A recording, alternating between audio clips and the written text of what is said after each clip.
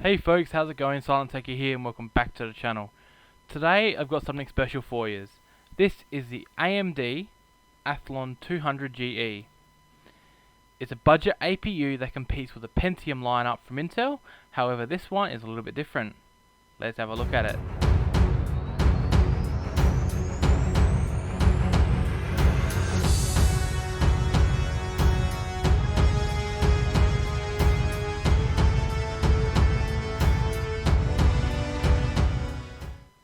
So when the first generation of Ryzen was released, there were no APUs built on the Zen architecture. It was all the APUs that were released were from the old Excavator architecture. And these were called the A series, such as the A12 9800, and the Athlon X4 940, 950 and 970.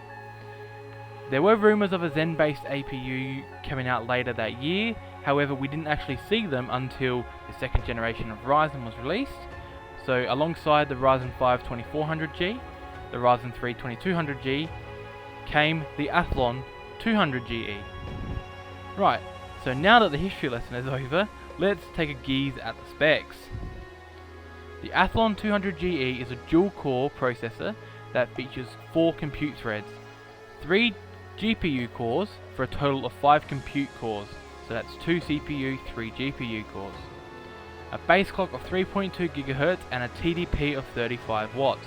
This also features Vega 3 integrated graphics running at a frequency of 1000 MHz, and the memory frequency is actually tied in to whatever speed RAM you're using, so the higher frequency RAM, the better.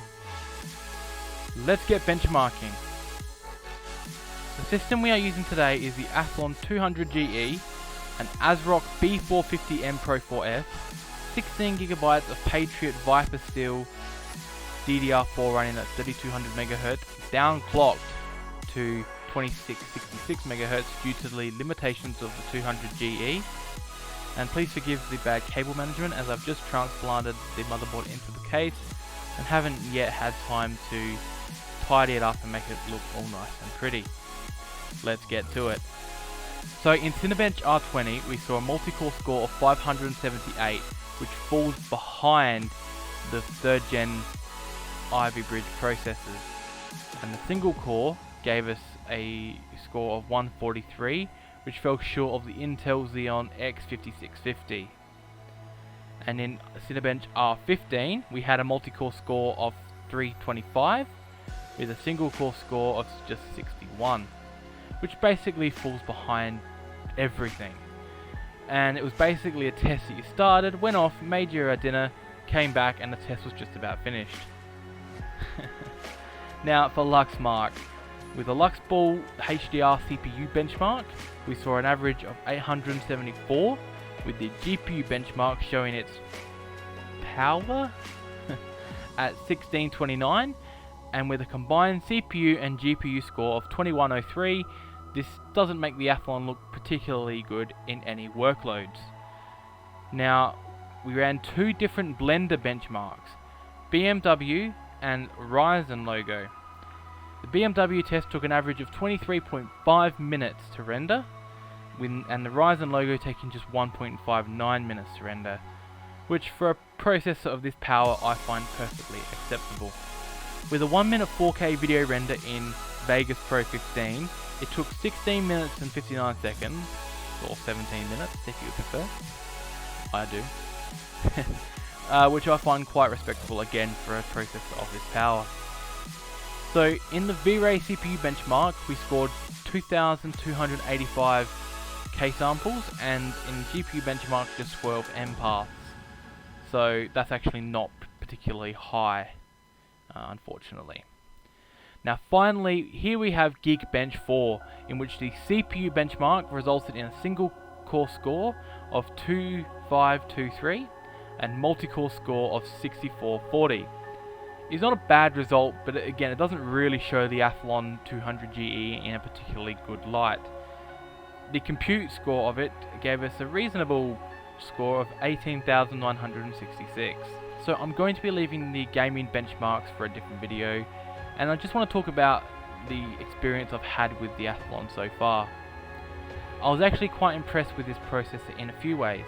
Vegas Pro was pretty nice to use, and yeah, sure, it wasn't brilliant, but it was certainly capable. Also, I was able to play videos in 4K flawlessly, which is something that I've never personally experienced, because my i5 3550 would always bottleneck as soon as I tried to play anything at 4K, and it made any video running at 4K virtually unwatchable.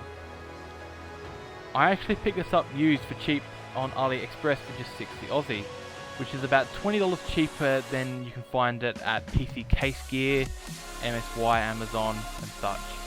I think it makes a great option if you're looking for a modern and cheap home theatre PC or a gaming / content creation system on an extreme budget and want to get on board to a modern platform, which of course makes upgrading to a Ryzen processor much easier on the wallet in the long run. To conclude this video, the Athlon 200GE is a pretty effective processor for workloads such as light video editing and maybe some Photoshop.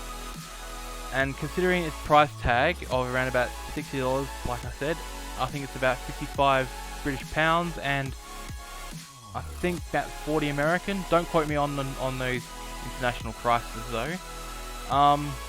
Yeah, it gets you a pretty good performance again for the price, and as I said earlier, it gets you onto a currently supported motherboard platform, which is pretty darn awesome. Thank you for watching. Please leave a like and feel free to comment down below with any questions you may have. Hit the subscribe button if you want more tech videos coming your way, and as always, I'll see you in the next one.